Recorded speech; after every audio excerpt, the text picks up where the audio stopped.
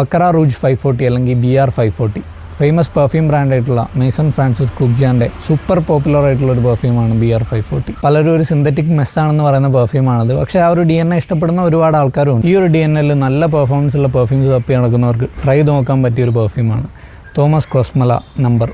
Super long lasting ആയിട്ടുള്ള ഒരു പെർഫ്യൂമാണിത്. പലപ്പോഴും 10-12 മണിക്കൂറൊക്കെ ക്ലോത്ത്സിൽ അങ്ങനെ കിടക്കാറുണ്ട്. പക്ഷേ എനിക്ക് ചിലപ്പോഴൊക്കെ തലവേദന ഉണ്ടാക്കുന്ന ഒരു പെർഫ്യൂം കൂടാണിത്. ഇതിന് ഓപ്പണിങ്ങിൽ ഇത്തിരി ആൽക്കഹോൾ ബ്ലാസ്റ്റ് ഒക്കെ ഉണ്ട്. ഇത് ഈ ഒരു ബക്കറ റൂജ് DNAയിൽ വരുന്ന എല്ലാ പെർഫ്യൂമിലും കണ്ടുവരാറുണ്ട്. പിന്നെ ആ ഒരു കോട്ടൺ ക്യാൻഡി ലൈക്ക് സ്വീറ്റ്നെസ്സിലേക്ക് മാറും.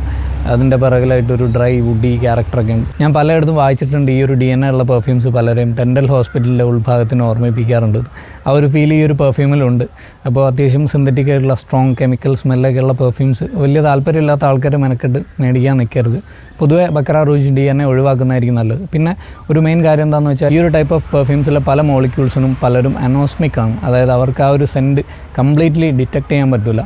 അപ്പോൾ അങ്ങനെ ഒരു പ്രശ്നമുള്ള DNA ആയതുകൊണ്ട് ചിലപ്പോൾ ചിലരൊക്കെ അടിച്ചു കഴിഞ്ഞാൽ അതിന് മണമൊന്നുമില്ലല്ലോ എന്നൊക്കെ പറയാൻ ചാൻസ് ഉണ്ട്. അപ്പോൾ അത് നിങ്ങൾ ശ്രദ്ധിക്കുക.